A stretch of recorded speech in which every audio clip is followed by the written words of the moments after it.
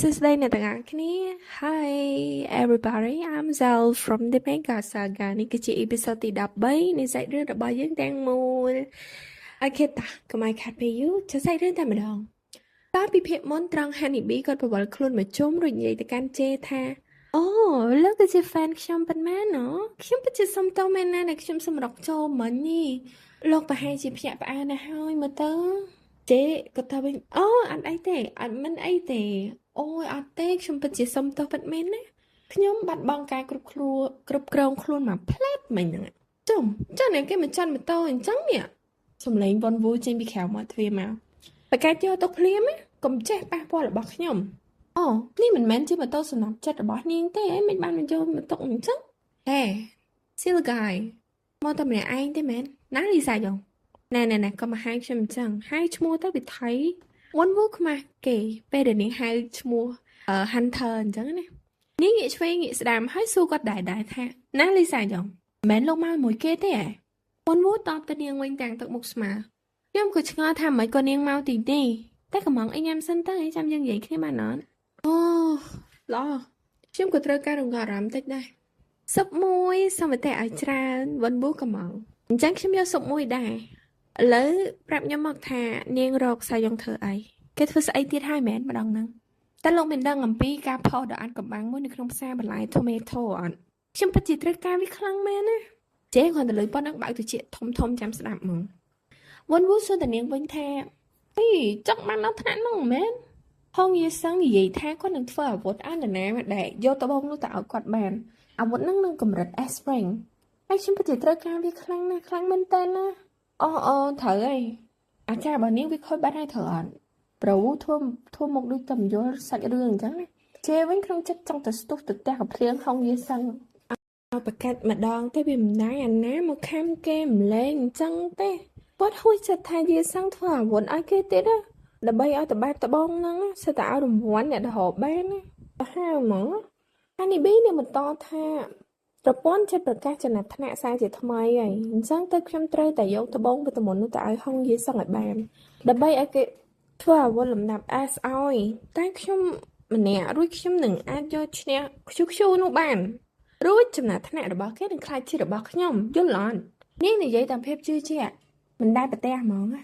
បើមើលទៅប្រវូវិញដូចអញើតជាមួយនឹងគម្រោងដ៏ខុសខើរបស់នាងអញ្ចឹងណាវា plan ដើម្បីផ្ចាញ់ផ្សាអ្នកដទៃហើយនេះប៊ីនិយាយថាវាជាគម្រោងដ៏ល្អបំផុតណាខ្ញុំបានពង្រីករូបនោះដើម្បីស្វែងរកចំណាំងផ្លាតយក file រូបភាពហ្នឹងទៅពិនិត្យមើលថាទូរស័ព្ទហ្នឹងជា mode អីខ្ញុំយកกระดาษដាក់ background ថតទៅវិភាគទៀតណាខ្ញុំព្យាយាមស្វែងរកតម្រុយទោះបីជាវាជាបំណែកតូចប៉ុណ្ណាក៏ខ្ញុំធ្វើដែរជេនឹងប្រវូក៏ដូចគ្នាគ្រាន់តែជេគិតក្នុងចិត្តប្រវូស្រែកចេញមកក្រៅមកនាងធ្វើដល់ថ្នាក់នឹងផងហើយនេះប៊ីនេះនិយាយបន្តទាំងខឹងថាខ្ញុំអាចរកព័ត៌មានបានបន្ថែមបើសិនជាខ្ញុំរកតែការស៊ើបអង្កេតរបស់ខ្ញុំត្រូវបានបិទបញ្ចប់នៅពី3ថ្ងៃមុននេះខ្ញុំបានទៅជួបក្រុមអ្នកជំនាញក្នុងរឿងហ្នឹងហើយគេបានប្រាប់ខ្ញុំថាអញ្ចេះថ្នាក់លើផ្នែកច្បាប់របស់ Pado បានទូរស័ព្ទមកជួយឲ្យគេបិទ case របស់ Easy នឹងចោលទៅខ្ញុំព្យាយាមសួរថាហេតុអីបានជាគេបិទប៉ុន្តែគេបានតែត្រឹមប្រាប់ខ្ញុំថាសុំទោសវាមិនមែនជាការងាររបស់ពួកគេតទៅទៀតទេនិយាយមកដល់ត្រឹមនេះហានីប៊ីផ្ទុះកំហឹងនេះស្រែកខ្លាំងហ្មងបើមិនមែនជាមនុស្សចង្រៃលីសាយ៉ុងនឹងទេតែជាណាអាចបិទព័ត៌មានចោលបាននាងទះតុកម្ដាយផាំងតែក៏ភ្ញាក់ខ្លួនមកវិញហើយចាតុកអត់បាក់ហើយនាងសួរទាំងភ័យខ្លាចបាក់តុកតែវ៉ុនវូគាត់ជួយទប់កុំអីបាក់មិនឯងទេខ្ញុំសង្គ្រោះវាបានហើយហានីវីនេះនិយាយទាំងធូរទ្រង់ថាអរគុណហើយលើលោកដឹងហើយថានេះជាហេតុផលដែលខ្ញុំចង់ជួបគេប្រវូស្ដាប់ហើយរៀងផាំងគិតមិនយល់អញ្ចឹងចុះម្នាក់ Easy នឹងមានអីជាប់ពាក់ព័ន្ធជាមួយនឹងសមាគមរបស់ខ្ញុំនេះណាដឹងបើលោកមិនដឹងផងហ្នឹងហានីវីស្រែកឲ្យវិញត្រូវហើយបើលោកអនុប្រធានសមាគមមួយទាំងមូលមិនដឹងចង់ឲ្យអ្នកដទៃដឹងមិនកើតមើលសួរទេកាត់ក្នុងចិត្តវាមិនជាប់ពាក់ព័ន្ធអីជាមួយសមាគមទេប៉ុន្តែវាជាប់ពាក់ព័ន្ធជាមួយនឹងប្រធានសមាគមតែម្ដងតាំងប្លង់នេះបង្ហាញថាពីអ្នកនោះញ៉ាំស៊ុបអស់ហើយរួចក៏ឃើញហានីប៊ីហុច poster មួយទៅឲ្យជីនាងញញឹមឡើងស្រស់ខុសពីពេលដែលនាងនិយាយគ្នាជាមួយប្រូវូមិញនេះគឺសម្រាប់លោកណាចេះលាមើលទៅក៏ឃើញរូបរបស់នាងជាមួយនឹងហាតលេខាដូចតារាឲ្យទៅ fan គេអញ្ចឹងណា នាងបន្ថែមថាខ្ញុំឃើញអ្នកគ្រប់គ្នាគេធ្វើអញ្ចឹងរួចលោកបាត់វានៅលើអញ្ចឹងខ្ញុំក៏ជូនលោកមួយដែរទៅហើយយកទៅបិទលើនងផាណាមិនបាច់ខ្លាចចិត្តខ្លាចខ្លាមិនទេខ្ញុំឲ្យបិទនាងធ្វើ style ខ្ជិខ្ជូដាក់ជេដែរកំពុងតែឈប់ធ្វើភ្នែកស្លើអត់ដឹងថាមានរឿងអីកាត់ឡើងហ្នឹងណាប្រវូទៅយល់ថាអូលោកជា fan របស់នាងមែនទេជេមិនត្រឹមតែរៀបទឹកមុខរួចញញឹមឆ្លើយទៅបាទមុនលើអញ្ចឹងគាត់បញ្ញាទៅហានីប៊ីថាឃើញអត់គាត់ជា fan របស់នាងណាអញ្ចឹងត្រូវតែមកទីនេះឲ្យបានញឹកបន្តិចទៅជេវិញកំពុងតែស្រែកក្នុងចិត្តឲ្យវូថាបិទមក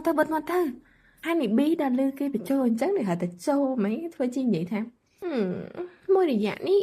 ខ្ញុំពិតជារវល់ណាស់ប៉ុន្តែខ្ញុំនឹងឆ្លៀតមកម្ដងទៀតនេះជេលើកដៃបនព្រះថាអូ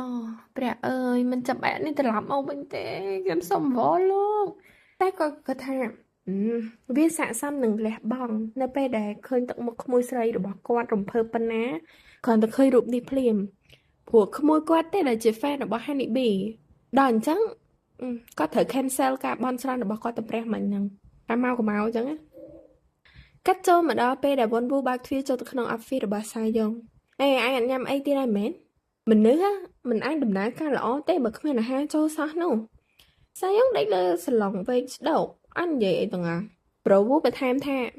ខ្ញុំឃើញឯងញ៉ាំអាហារទៀងពេលហើយតែថ្មីនេះហើយមកលើឈប់វិញអញ្ចឹងគាត់អោននិយាយដាក់ទៅជាសាយ៉ុងទៀតខ្លាចគេសោតបានការិយាល័យកដាបានផ្សាយលិខិតមកគេចង់ឲ្យសមាគមយើងជាអ្នកប្រចាំការនៅពេលដែលការប្រកាសលទ្ធផល ranking បានចេញមកសាយ៉ុងមិនវាចេតែជើងរបស់គេងក់ធ្វើសញ្ញាហើយយកព្រមប្រវូយកពីសញ្ញារបស់គេទៅគាត់រៀបផែនការថាអញ្ចឹងគ្រប់យ៉ាងរៀបរយអស់ហើយខាងក្រុមរបស់ខ្ញុំនឹងដោះស្រាយគោកងិននៅជុងណូតំបន់ 3GA បន្ទាប់ពីពួកយើងសម្អាតរួចរាល់ក្រុមពិសោធន៍នឹងចូលទៅពិនិត្យមើលអំពីធនធានដែលមាននៅក្នុងនោះណាមួយទៀតសមាគម Seven ចង់ឲ្យពួកយើងចុះទៅកន្លែងគេផង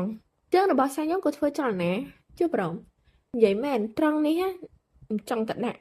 សាយ៉ុងមួយដៃទេរករៀងច្រើនណាគ្រូមែនតាអញនិយាយជាមួយគ្នាមួយម៉ាត់ទៅឈប់មាសមកបែបតែធ្វើមកចាក់អតចរិតតួឯងយើងតែប៉ុណ្ណឹងណា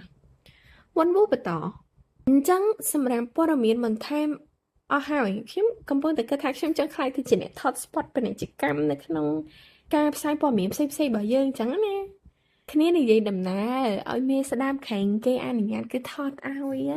លេងអីអ្នកធ្វើការក្រៅម៉ោងនៅហាងស៊ុបនោះហ៎គឺជា fan កាប់មុខរបស់ Honey Bee ហើយខ្ញុំឡើងគិតថាគាត់អត់ចាប់អារម្មណ៍ជាមួយនឹង Hunter ស្អីទេទៅការផ្សាយពាណិជ្ជកម្មលើទូរទស្សន៍បច្ចុប្បន្នផលមែនផងនេះហើយដែលសាយយើងចាប់ផ្ដើមមានប្រតិកម្មកម្រើកខ្លួនឬស្ទុះងើបឆ្ងល់គេសួរទៅវ៉ុនវូថានិយាយថាម៉េចមែន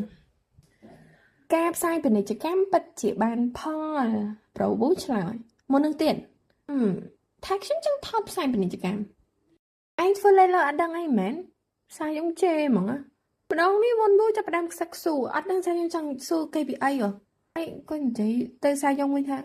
ខ្ញុំធ្វើអីមែនមិញនិយាយពេលឯងនិយាយអំពីម្នាក់នោះហ៎អើយបើចង់ដឹងពីគេមិននិយាយឈ្មោះគេហ្មងតាមថ្ងៃតាថាឲ្យគ្នាហ្នឹងម្នាក់ធ្វើការក្រៅម៉ោងហ៎ផ្សាយខ្ញុំបន្ថែមអូអានោះមែនហ្នឹងឯងគាត់ពិតជាជួយចិត្ត Honey Bee មែនណានាងបានឲ្យរូបថតនឹងមានហត្ថលេខារបស់នាងទៅឲ្យគាត់ព្យួរនៅជាប់ជាងទេណាខ្ញុំគឺតែចាប់ផ្ដើមធ្វើអញ្ចឹងដាក់ fan ដែរវ៉ុនវូនិយាយតែទឹកមុខរំភើបសាយខ្ញុំក៏ស្រែកថាតែឲ្យក្រុមថតពាណិជ្ជកម្មមកប្រវូលឺហើយឡើងសប្បាយចិត្តគេថាអូមេគេ support ចឹងមេគេហៅមកថតឲ្យគេគ្នាខំអកខេបខប់អូឯងរកពាណិជ្ជកម្មឲ្យខ្ញុំថតមែនធ្វើឲ្យលើសឲ្យណាស់នេះម្ដងមើលសាយខ្ញុំនិយាយកន្លែងនេះគេបញ្ចេញសម្រស់គេទៀតណាតែគ្នាគិតថាគាត់ថតឲ្យប្រវូអត់ចាំតែចាចាំអត់មើលទាំងអស់គ្នាសាច់រឿងក៏កាត់មកជេរវិញត្រង់នេះគាត់ទទួលបានសារលោតនៅក្នុងទូរស័ព្ទរបស់គាត់ណាគេផ្សាយសារមកពេលមើលទៅឃើញប្រូសាយ៉ុងផ្ញើឲ្យគាត់ឆ្ងល់គេដាក់ខ្លីៗអញ្ចឹង CVN បើកមើលគេគិតថាមិនទេខ្ញុំខានជួបគេយូរហើយតាំងពីថ្ងៃនោះមកគាត់ក៏ចិត្តទូបដោតទៅប៉ុស្តិ៍ដែលសាយ៉ុងប្រាប់ក្នុងនោះក៏លេចវត្តមានរបស់ Honey Bee ចេញមកឡើងស្រស់ស្អាតគេកំពុងផ្សាយពីផលិតផលសក់ជេលើកដៃអេមកហើយគេថាអាប៉ែណាស់ប្រកាសជាមិនឲ្យយើងបើកទូរទស្សន៍ដើម្បីមើលពាណិជ្ជកម្មរបស់ Honey Bee ទេត្រូវអត់ចាំមើលមានស្អីបន្តអត់ផ្ទាំង បរិយាកាសមួយទៀតក៏លេចមកមានឆ្កែមានក្មេងស្រីរត់លេងហើយសើចក្អាកក្អាយលើវាស្មៅមានប្តីប្រពន្ធពីរនាក់អោបគ្នានៅខាងក្រោយមើលទៅឡើងមានក្តីសុខរំពេចទៅស្រាប់តែលេចវត្តមានរបស់លោកលីចេញមកហើយចេដល់ឃើញចឹងគាំងអត់នឹងត្រូវចេញប្រតិកម្មថាម៉េចគេមកផ្សាយពីការរាយការណ៍ដល់សមាគមបើសិនជាមានអ្នកណាមានធម្មពលដាស់ឡើងសូមចុចតលេខ7 ដើមបើសិនជាមានឧក្រិដ្ឋកម្មកើតឡើងឬបានឃើញអ្នកដែលមានធម្មពលតែមិនបានទៅចុះឈ្មោះសូមខលតលេខ8 ដើមការិយាល័យ Hunter នៅក្បែរលោកអ្នកជានិច្ចចំពោះករណីអ្នកដែលមិនទាន់ចុះឈ្មោះក្នុងអំឡុងពេល1ខែដោយគ្មានមូលហេតុច្បាស់លាស់លោកអ្នកនឹងត្រូវទទួលពិន័យរហូតដល់ទៅ$10,000ដូច្នេះសូមមេត្តាទៅសាកសួរព័ត៌មានជាមួយនឹងកន្លែងចុះឈ្មោះ Hunter នៅតាមតំបន់របស់អស់លោកអ្នកដើម្បីទទួលបានការវិនិច្ឆ័យសារនេះចេញពីការិយាល័យផ្សព្វផ្សាយសាធារណៈជេឃើញចឹងហើយចាប់ផ្ដើមឆ្ងល់ក្នុងខ្លួនមកថាទេ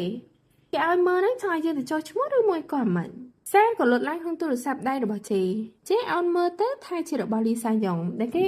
និយាយក្នុងថាបានឃើញនៅខ្ញុំលើថាបងជួយមនុស្សដែលថត spot ពាណិជ្ជកម្មណាមុខរបស់ជេបង្ហាញថាគាត់មិនយល់ថាសាយ៉ុងចង់បានន័យថាម៉េចចាអ្នកទាំងអស់គ្នាគាត់ថាមិនដែរបើខ្ញុំគាត់ថាវាដូចជាមានអីលើសមិនទេតែខ្ញុំកំពុងតែអាណិតដល់ប្រូវូគ្នាខំអថាបានថតមានអីគេហៅមកថតខ្លួនគេសោះអញ្ចឹងស្អែកនេះសូមស្រេះតែត្រឹមប៉ុណ្្នេះសិនណាសង្ឃឹមថាអ្នកទាំងអស់គ្នាចូលចិត្តចាំស្ដាប់អ៊ីពីសូតបន្តនៅថ្ងៃស្អែកទៀត I can see you next time bye